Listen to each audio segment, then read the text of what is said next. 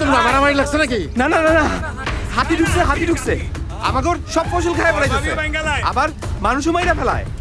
হাতি আমাদের ঘর বাড়ি ধ্বংস করতেও আসে না, ফসলও নষ্ট করতে আসে না। হাতিকে জন্য কি বলা হয় জানো? বন সৃষ্টির কারিগর। আমরা হাতির আবাসস্থল ধ্বংস করে তাদের উৎখাত করছি, মেরেও ফেলছি, যেটা দণ্ডনীয় অপরাধ। তাইলে উপায়? হাতি যদি গ্রামে ঢোকে তাহলে বন বিভাগ অথবা এলিফ্যান্ট রেসপন্স টিমকে জানাইতে হবে। এই যে দেখো, বলতে বলতে ওনারা এসে হাজির।